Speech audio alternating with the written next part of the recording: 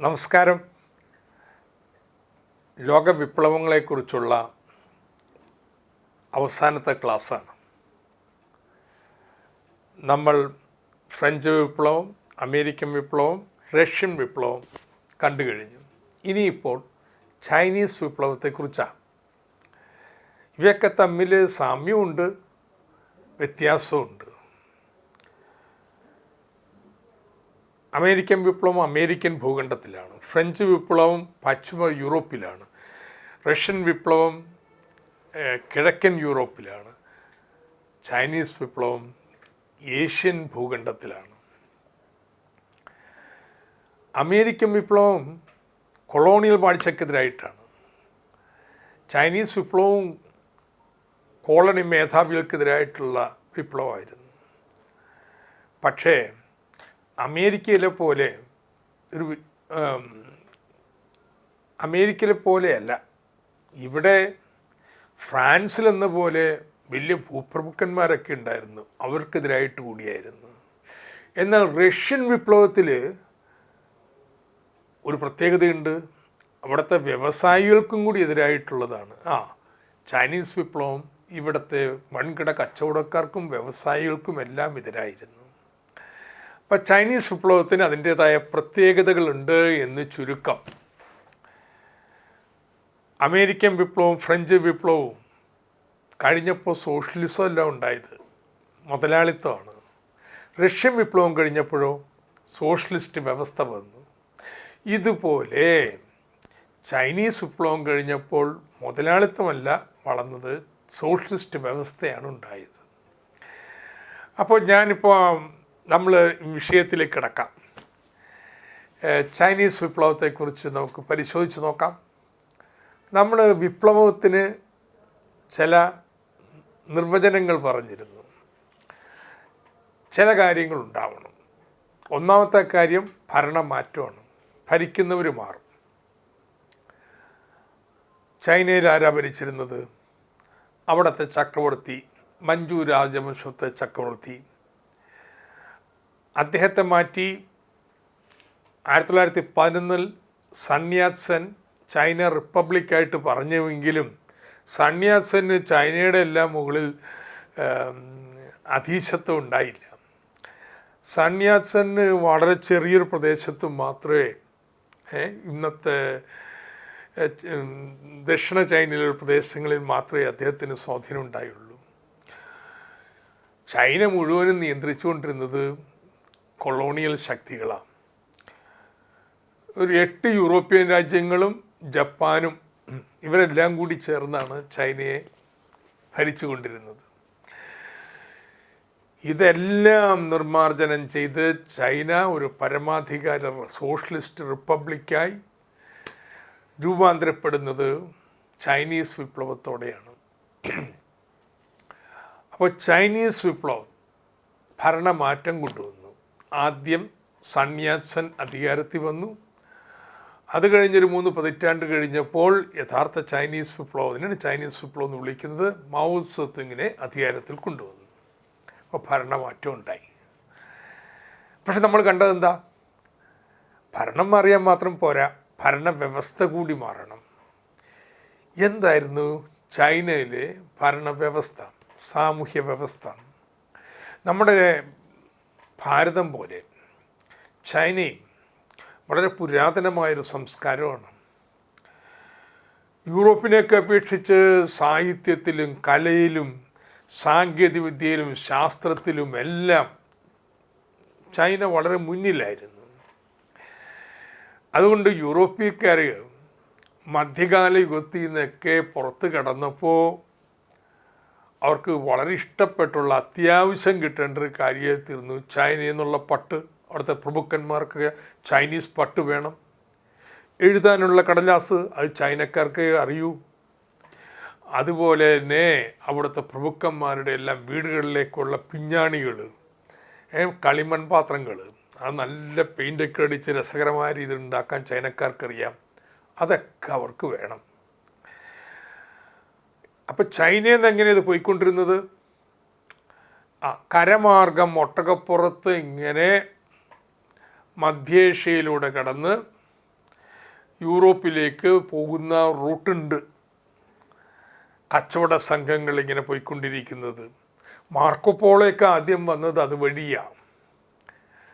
അപ്പോൾ ഇതിനെയാണ് silk route എന്ന് പറയുന്നത്. സിൽക്ക് പണ്ട് കച്ചവടത്തിന് ചൈനയിൽ നിന്ന് യൂറോപ്പിലേക്ക് കൊണ്ടുപോയിക്കൊണ്ടിരുന്ന റൂട്ടെന്ന് പറയാൻ വേണം. ഇതുപോലെ കടൽ മാർഗം ഉണ്ടായിരുന്ന ഒരു റൂട്ട്, അതിന് കേരളത്തിന് സ്ഥാനമുണ്ട്. അതുകൊണ്ടാണ് ഞാനിത് പറയുന്നത്. ചൈനയിൽ നിന്ന് ചൈനീസ് കപ്പലുകളൊക്കെ നമ്മുടെ കേരളക്കരയിലേക്ക് വരും.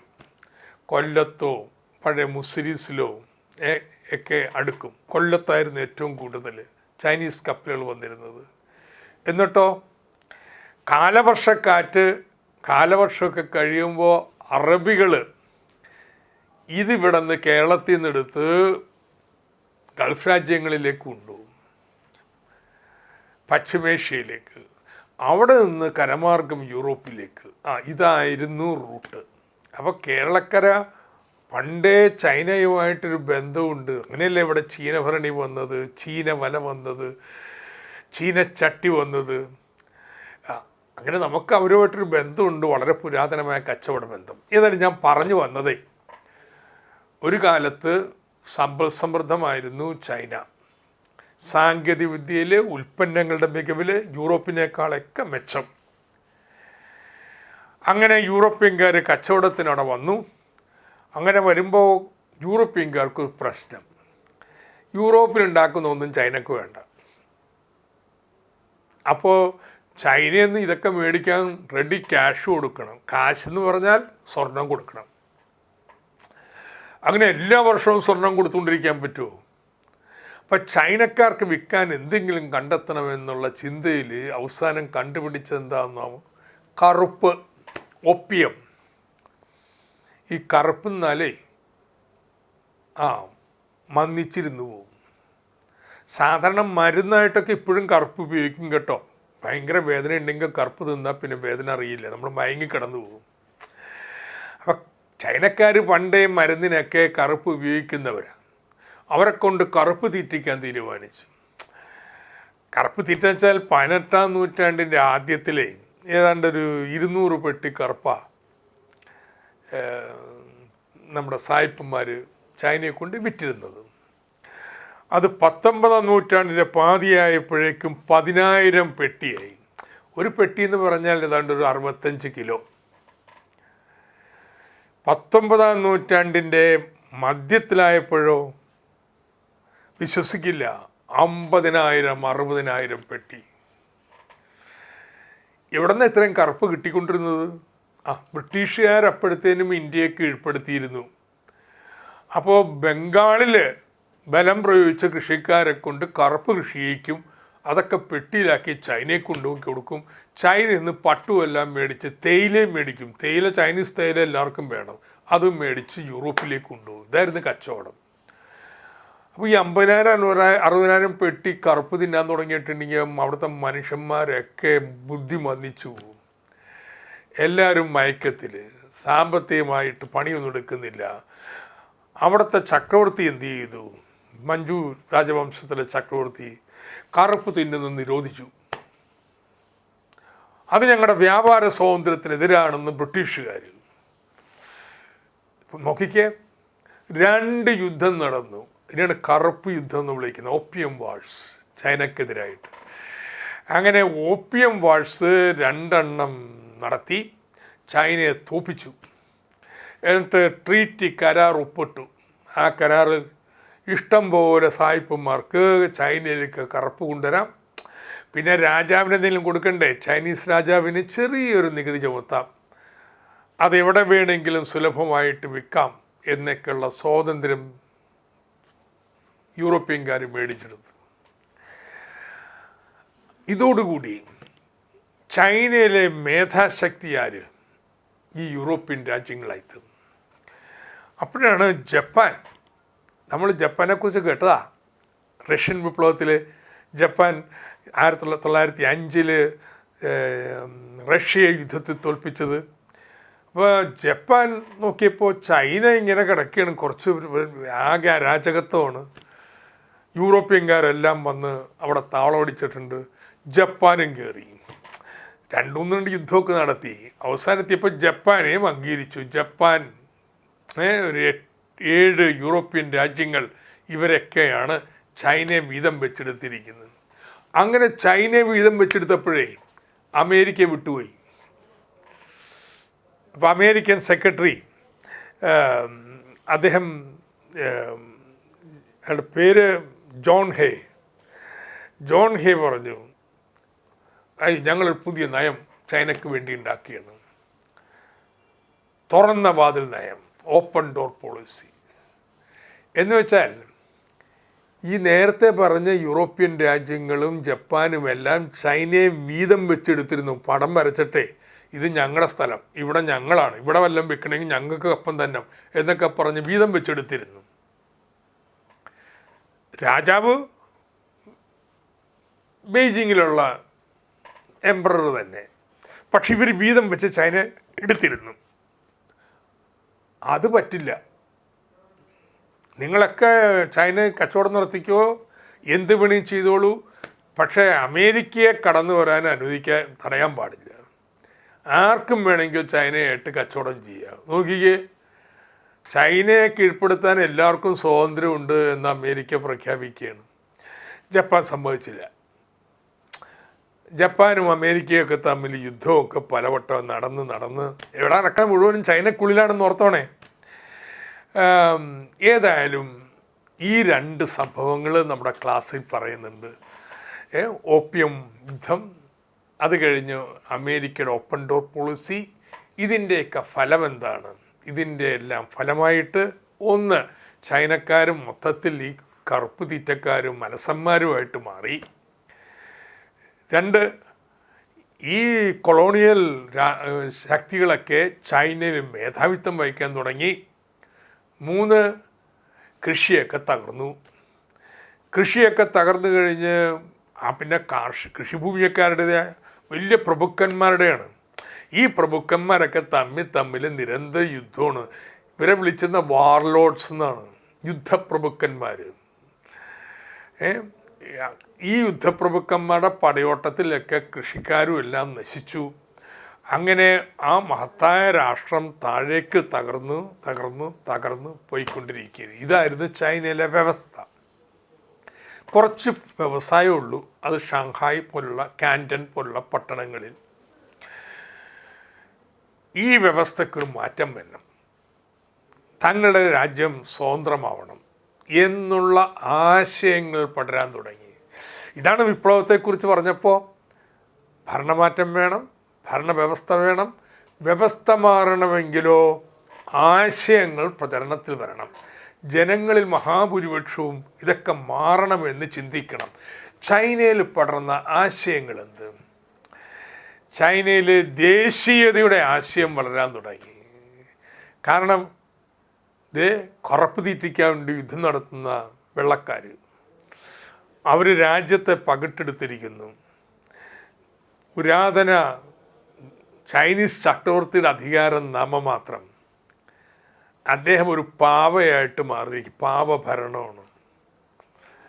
അപ്പോൾ ഇതിനെതിരായിട്ടുള്ള വികാരം വരാൻ തുടങ്ങി. ആ വികാരം കുറച്ച് കഴിഞ്ഞപ്പോൾ വലിയ പൊട്ടിത്തെറിയിൽ ചെന്നു കേട്ടോ. ആ പൊട്ടിത്തെറിയുടെ പേരാണ് ബോക്സർ കലാപം. ബോക്സർ എന്ന് വെച്ചാൽ എന്താ? ബോക്സിങ്, മുഷ്ടിയുദ്ധം.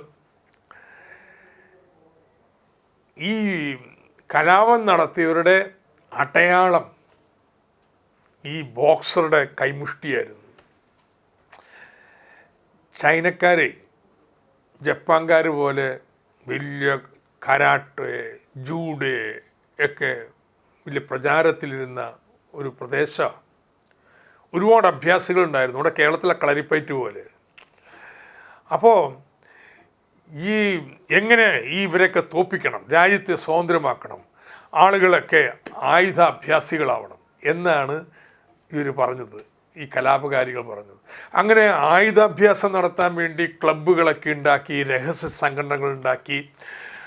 അങ്ങനെ ഒരു കലാപം നടത്തി നോക്കി. പക്ഷേ ബോക്സർ കലാപം തകർക്കപ്പെട്ടു. ബോക്സർ കലാപം തകർക്കപ്പെട്ടു. അതോടുകൂടിയാണ് ചൈന പൂർണ്ണമായിട്ടും ഇവരുടെ അടിമത്തത്തിലായി. ഇത് ദേശീയതയെ ഊതി വീർപ്പിച്ചു. ഇവരിന്ന് സ്വാതന്ത്ര്യം വേണമെന്നുള്ളത്. പിന്നെ വേറൊരു കാര്യം കൂടി നടന്നു.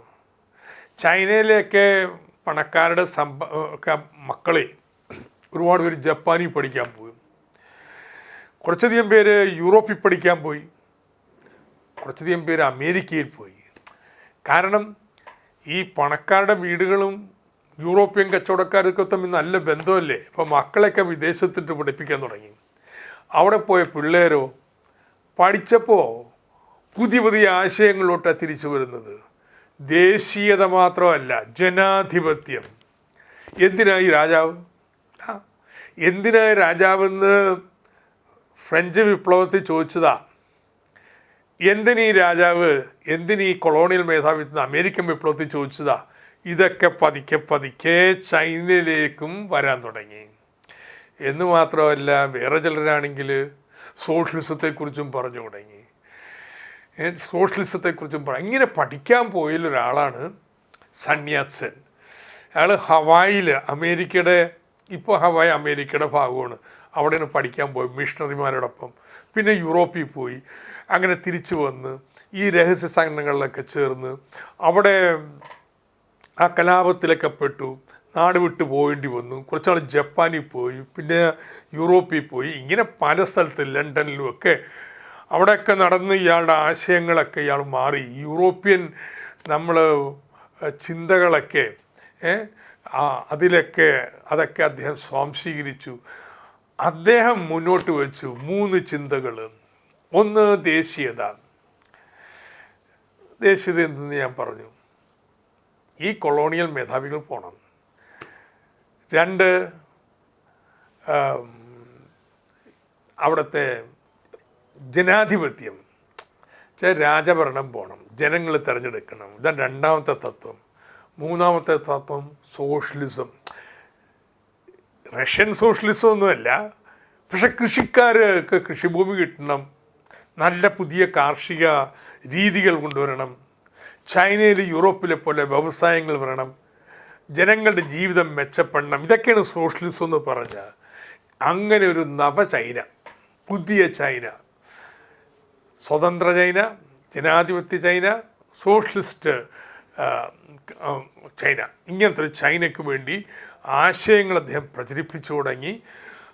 അങ്ങനെ ഈ പഴയ രഹസ്യ ഗ്രൂപ്പുകളൊക്കെ ഉണ്ടല്ലോ, അവർ പലരും ഇദ്ദേഹത്തോടൊപ്പം ചേർന്ന് 1911 അവിടെ ഒരു അട്ടിമറിയിലൂടെ സന്യാസൻ അധികാരത്തിൽ വന്നു. മഞ്ജു രാജവംശം ഒഴിഞ്ഞു. ഇങ്ങനെ സന്യാസൻ അധികാരി ആയതോടുകൂടി അദ്ദേഹത്തിൻ്റെ ആശയങ്ങൾ ചൈനയിൽ കൂടുതൽ പരക്കാൻ തുടങ്ങി. അപ്പോൾ ഒരു സംഭവം നടന്നു, റഷ്യൻ വിപ്ലവം.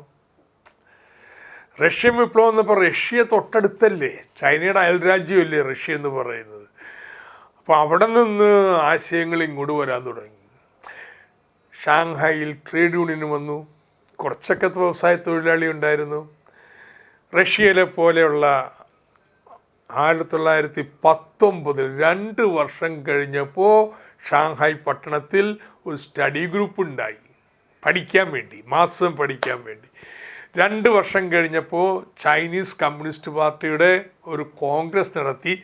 അതിലേക്ക് മാർക്സിസ്റ്റ് ആശയക്കാരെല്ലാവരെയും വിളിച്ചുകൂട്ടി അവർ കമ്മ്യൂണിസ്റ്റ് പാർട്ടിക്ക് രൂപം നൽകി.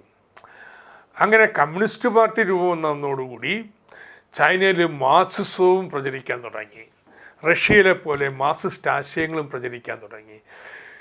സന്യാസനും കമ്മ്യൂണിസ്റ്റുകാരും തമ്മിൽ യോജിച്ചങ്ങ് പ്രവർത്തിക്കാൻ. കമ്മ്യൂണിസ്റ്റുകാർ പറഞ്ഞു, കുമിന്താങ്ങിൻ്റെ സന്യാസൻ ഒരു പാർട്ടി ഉണ്ടാക്കി. ആ പാർട്ടിയുടെ പേരാണ് കുമിന്താങ്. കുമിന്താങ് പാർട്ടിയുടെ എല്ലാ കാര്യങ്ങളും ഞങ്ങളും സ്വീകരിക്കാം, ഞങ്ങൾക്കും സ്വീകാര്യമാണ് എന്ന് പറഞ്ഞതോടുകൂടി കമ്മ്യൂണിസ്റ്റ് ആശയങ്ങളും കൂടുതൽ പ്രചരിക്കാൻ തുടങ്ങി. ഇവരെല്ലാം 2 പേരും ഒരുമിച്ച്, സന്യാസനും കമ്മ്യൂണിസ്റ്റുകാരും ഒരുമിച്ച് പ്രവർത്തിക്കാൻ വേണ്ടി ആരംഭിച്ചു. അപ്പോൾ നമ്മൾ കണ്ടു എങ്ങനെയാണ് ദേശീയതയുടെ, ജനാധിപത്യത്തിൻ്റെ, സോഷ്യലിസത്തിൻ്റെ, മാർക്സിസത്തിൻ്റെ ആശയങ്ങൾ ചൈനയിൽ പടരാൻ തുടങ്ങിയെന്നും. അപ്പോൾ സൺ യാറ്റ്-സെൻ ഒരു കാര്യം ചെയ്തു. പഴയ രഹസ്യ സംഘടനയ്ക്ക് വിട്ടിട്ട് കുമിന്താങ് എന്ന് പറഞ്ഞൊരു പാർട്ടി ഉണ്ടാക്കി. ചൈനീസ് കമ്മ്യൂണിസ്റ്റ് പാർട്ടി കുമിന്താങ്ങിനോടൊപ്പം ചേർന്ന് പ്രവർത്തിക്കാൻ തുടങ്ങി. അപ്പോൾ കുമിന്താങ് പാർട്ടിക്കുള്ളിൽ ഒരു ചേരിതിരിവ് വരാൻ തുടങ്ങി.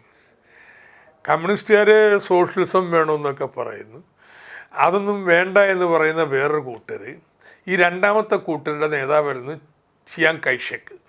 ചിയാങ് കൈഷക്കായിരുന്നു സൺ യാറ്റ്-സെന്നിൻ്റെ മിലിറ്ററി അക്കാഡമിയുടെ നേതാവ്.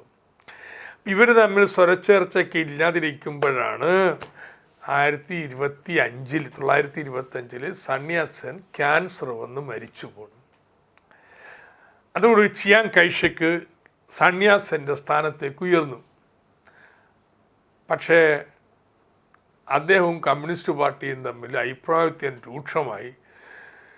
ഒരുപാട് കമ്മ്യൂണിസ്റ്റുകാരെ ഷാങ്ഹായ്, കാൻഡൻ പട്ടണങ്ങളിലെല്ലാം അദ്ദേഹം കൊന്നൊടുക്കി. കമ്മ്യൂണിസ്റ്റുകാർ കലാപമുണ്ടാക്കാൻ നോക്കി. അതോടുകൂടി നഗരങ്ങളിലെ കമ്മ്യൂണിസ്റ്റുകാരെയൊക്കെ ഉന്മൂലനം ചെയ്യാനായിട്ട് ചിയാങ് കൈഷക്ക് തുടങ്ങി. അതിനെല്ലാ ഒത്താശയും നമ്മുടെ വിദേശ ഭരണാധികാരികളും കൊടുത്തു. അപ്പോൾ കമ്മ്യൂണിസ്റ്റുകാരെല്ലാം ഗ്രാമപ്രദേശത്തേക്ക് പോകാൻ തുടങ്ങി. അപ്പോൾ ഗ്രാമത്തിലെ നേതാവാണ് മാവോ സേതുങ്. കമ്മ്യൂണിസ്റ്റ് പാർട്ടി ഉണ്ടാക്കിയപ്പോൾ അദ്ദേഹം ചെന്നിരുന്നു. പക്ഷെ അദ്ദേഹത്തിൻ്റെ ഗ്രാമീണ സോവിയറ്റിൻ്റെ പ്രതിനിധിയായിട്ടാണ് പോയത്. നഗരങ്ങളിലെല്ലാം കമ്മ്യൂണിസ്റ്റുകാർ തോറ്റു. അപ്പോൾ മാവോ സേതുങ് പറഞ്ഞു, ചൈനയുടെ സാഹചര്യത്തിൽ ഗ്രാമത്തിലെ ഒളിത്താവളങ്ങൾ ഉണ്ടാക്കി പ്രവർത്തിക്കുകയാണ് വേണ്ടത്. റഷ്യ ചെയ്ത പോലെ പട്ടണങ്ങളിൽ ട്രേഡ് ഉണ്ടാക്കി കലാപം ഉണ്ടാക്കാൻ പോയി കഴിഞ്ഞാൽ ഇപ്പോൾ നടന്ന പോലെ നമ്മൾ കൊല്ലപ്പെടും. അതുകൊണ്ട് കമ്മ്യൂണിസ്റ്റുകാരെല്ലാം ഗ്രാമങ്ങളിലേക്ക് നീങ്ങണം. അങ്ങനെ ഓരോ പ്രദേശത്തും മാവോൻ്റെ നേതൃത്വത്തിൽ ഭൂമി പിടിച്ചെടുത്ത് കൃഷിക്കാർക്ക് കൊടുക്കും.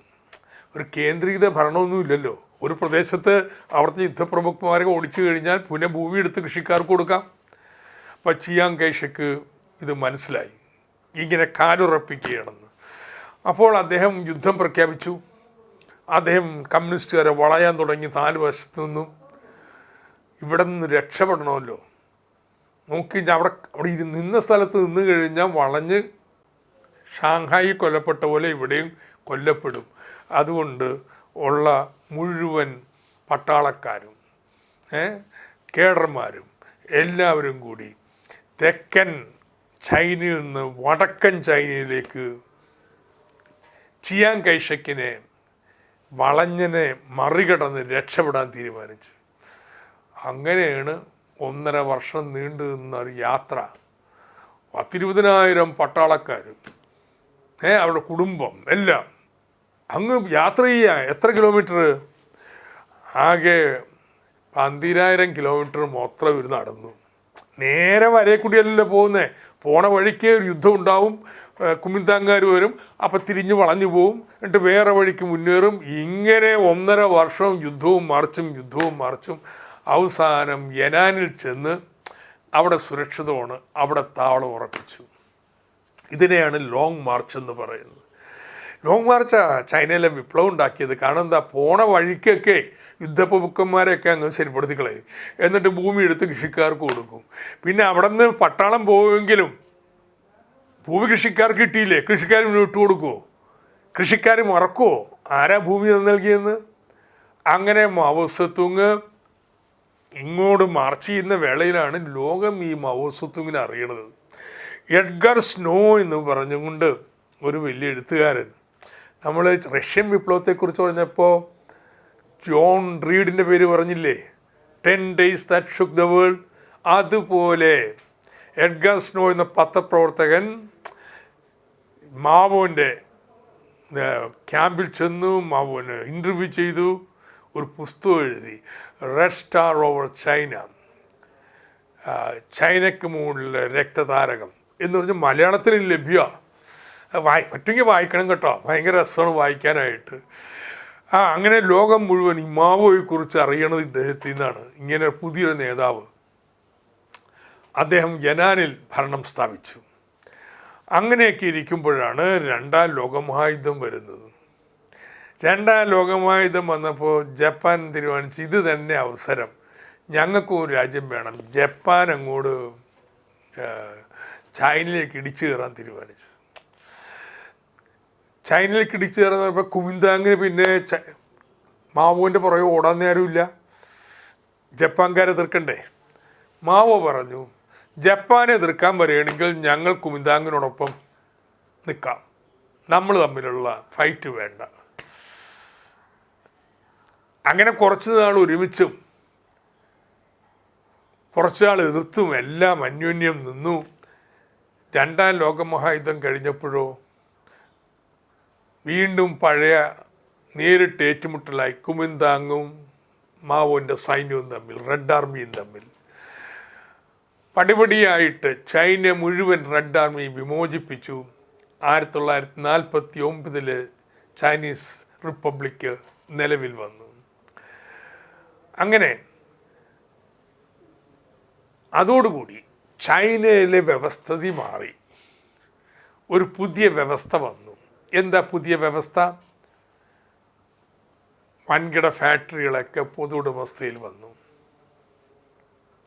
കൃഷിഭൂമി കൃഷിക്കാർക്ക് നൽകി, ഭൂപരിഷ്കരണം നടപ്പാക്കി. രാജാക്കന്മാരെല്ലാം പുറത്ത്, ചക്രവർത്തിയും പുറത്ത്. ചക്രവർത്തിയെ അറസ്റ്റ് ചെയ്ത് കൊന്നില്ല കേട്ടോ, തടങ്കലിലാക്കി. പറ്റുമെങ്കിൽ വായിക്കണം, PUUയുടെ ഒരു ആത്മകഥയുണ്ട്, from emperor to ordinary citizen. അല്ലെങ്കിൽ ഇത് വായിക്കണ്ട, പുസ്തകം ഇത് സ്വല്പം ഡ്രൈ വായിക്കാൻ. നല്ല സിനിമയുണ്ട്, ഡൗൺലോഡ് ചെയ്ത് കാണാം. ദ ലാസ്റ്റ് എംപറർ എന്ന് പറഞ്ഞ് ബെർണാഡോ ബെർട്ടോളുച്ചിയുടെ പടമുണ്ട്. 3 മണിക്കൂർ നീണ്ടതാണ് കേട്ടോ. പക്ഷേ അത് കണ്ടാലുണ്ടല്ലോ നമുക്ക് ചൈനീസ് വിപ്ലവത്തെക്കുറിച്ച് പൂർണ്ണം അറിയാൻ പറ്റില്ല, പക്ഷെ ചൈനീസ് ഈ കാലഘട്ടത്തെക്കുറിച്ചും ശരിക്ക് മനസ്സിലാക്കാൻ പറ്റും. അവസാനത്തെ രാജ്ഞി ഭരിച്ചപ്പോൾ ഒരു 6 വയസ്സുകാരൻ പയ്യനെ ദത്തെടുത്ത് കൊട്ടാരത്തിൽ കൊണ്ടുവരുന്നതാണ്. ആ കൊട്ടാരമൊക്കെ ഇപ്പോഴും ഉണ്ട്. ആ യഥാർത്ഥ കൊട്ടാരത്തിൽ വെച്ചാണ് ഷൂട്ടിംഗ് നടത്തിയിട്ടുള്ളത്.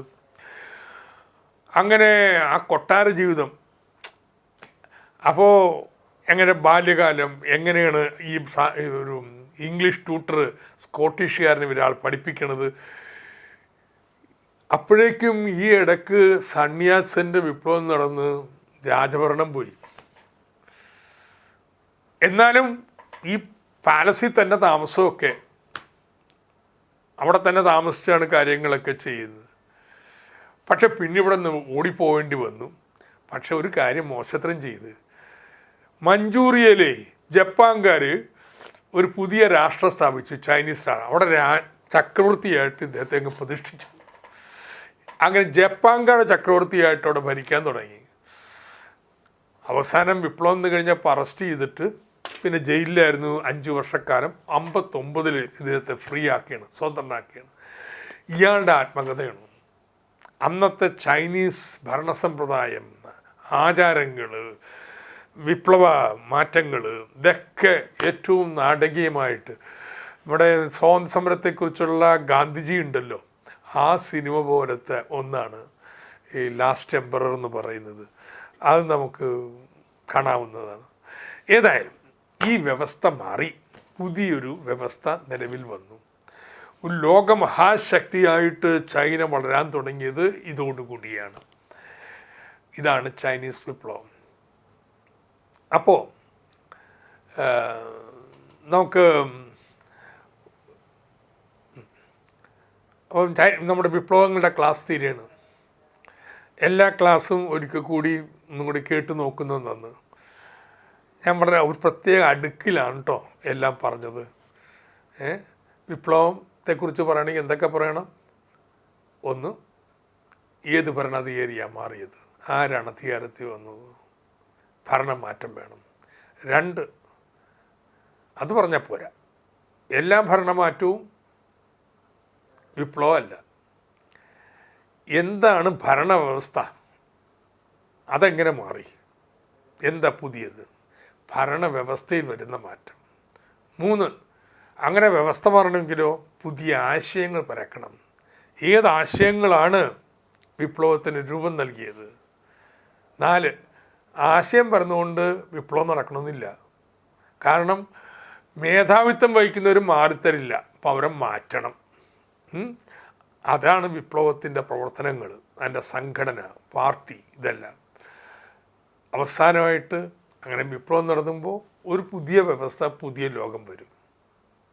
ഇതാണ് വിപ്ലവത്തിങ്ങളുടെ കുറിച്ചുള്ള ക്ലാസ്. നിങ്ങൾക്ക് ഇഷ്ടപ്പെട്ടാണെന്ന് കരുതുന്നു. എല്ലാ ക്ലാസ്സിലും ഒരു പുസ്തകമെങ്കിലും വായിക്കാൻ പറഞ്ഞിട്ടുണ്ട്, കാണേണ്ട ഒരു സിനിമയെക്കുറിച്ചെങ്കിലും പറഞ്ഞിട്ടുണ്ട്. അതൊക്കെ ഒന്ന് കാണാം.